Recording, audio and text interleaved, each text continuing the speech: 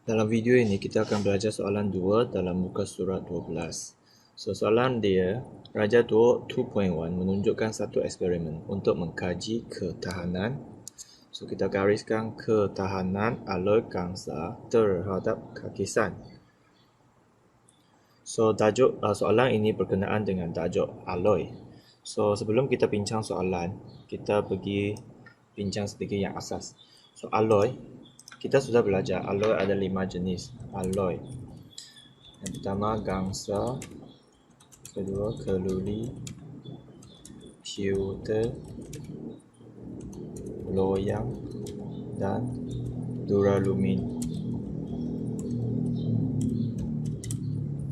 So semua aloi ini secara amnya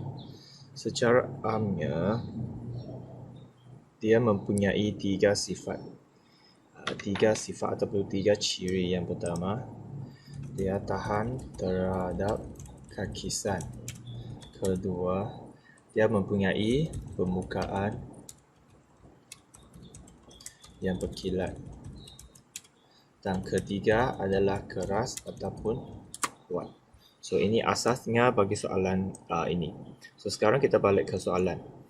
So sekarang kita ada Raja 2.1, kita ada cincin gangsa dengan cincin kuprum.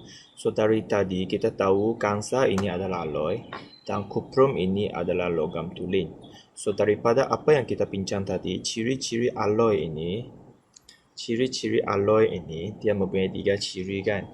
So dalam soalan ini kita nak tengok ciri ketahanan terhadap kakisan. So selepas 3 hari, keputusan yang diperoleh ditunjukkan pada Raja 2.2. Okay, so ini cincin gangsa. Okay, ini kekal sama, tiada perubahan. Manakala cincin kuprum dia menjadi hitam kan. Ini menjadi hitam dan ini dari putih menjadi hitam ataupun dia berubah warna.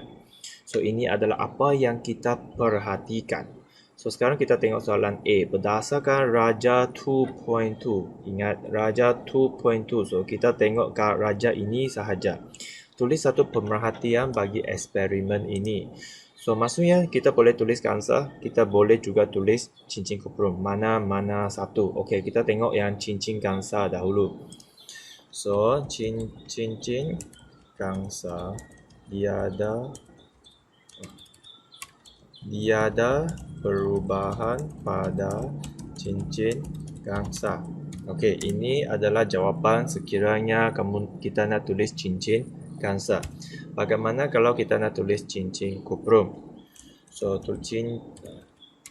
maksudnya ini jawapan dia ataupun cincin kuprum menjadi berubah warna. Okey, itu sahaja. Okey, seterusnya soalan B. Tulis satu hipotesis bagi eksperimen ini. So soalan ini kita nak kaji ketahanan terhadap kakisan. So itu adalah bergerak balas. So sekarang mana satu yang lebih tahan terhadap kakisan? So kita tahu cincin gangsa ini lebih tahan terhadap kakisan. So jawapan dia cincin gangsa lebih tahan terhadap kakisan. So kita cek semula. So pernah saya sebut sebelum ini, dalam satu hipotesis perlu ada 3 perkara. Satu adalah pemboleh ubah dimanipulasikan. So cincin gangsa adalah yang dimanipulasikan. Yang bergerak balas, ketahanan terhadap kakisan. Dan yang ketiga, perkara ketiga, arah lebih. So ini adalah hipotesis yang betul. Saya ulang, dalam satu hipotesis perlu ada 3 perkara. Perkara pertama, pemboleh ubah dimanipulasikan. Kedua, pemboleh ubah bergerak balas. Dan perkara ketiga adalah arah. So sekiranya dalam satu ayat dia, dalam satu hipotesis ada 3 perkara ini, jadi itu adalah hipotesis yang betul. Soalan C.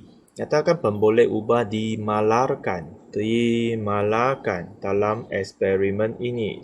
Dimalarkan. So apa yang sama dalam eksperimen ini? So ini kita boleh cari jawapan dia dalam gambar rajah. So dalam soalan ini. Jadi apa yang sama?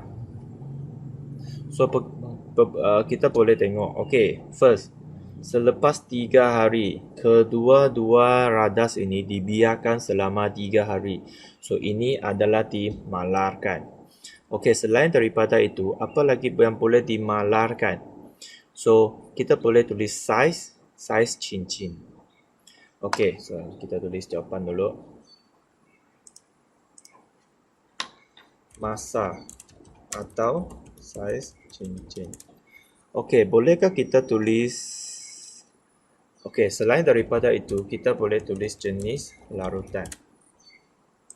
Dalam soalan ini, kedua-dua setnya, kedua-dua radas dia menggunakan larutan natrium klorida. Okey, ada satu soalan. Bolehkah kita tulis isi padu larutan natrium klorida? Jawapan dia adalah tidak boleh. Jadi, isi padu larutan natrium klorida adalah jawapan yang salah. Kenapa? Sebab, walaupun kita letak sedikit, walaupun kedua-duanya, isi padu dia adalah berlainan. Jadi, isi padu larutan natrium klorida ini, dia tidak akan mempengaruhi hasil eksperimen. Jadi, walaupun kita, contohnya, kansa ini kita lebih banyak sikit, kuprum ini kita letak sikit.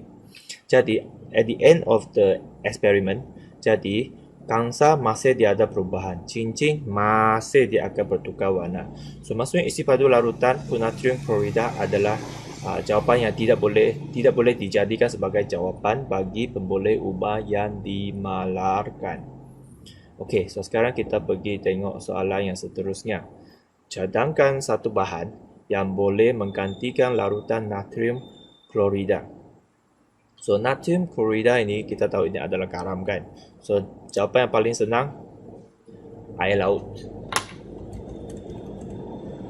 Okey, seterusnya E. Berdasarkan eksperimen ini, nyatakan definisi secara operasi bagi alloy. So, definisi secara operasi bagi alloy. So, tiga langkah. Langkah pertama, kita salin dari soalan alloy. Okey, langkah kedua, alloy ialah bahan ke, proses ke, keadaan ke. So, pilih satu. So, kita tahu alloy ini adalah bahan. So, apa pemerhatian kita? So, kita tahu kansa itu adalah alloy daripada soalan. Daripada soalan, kansa, pemerhatian bagi kansa adalah dia adalah perubahan. So, alloy adalah bahan yang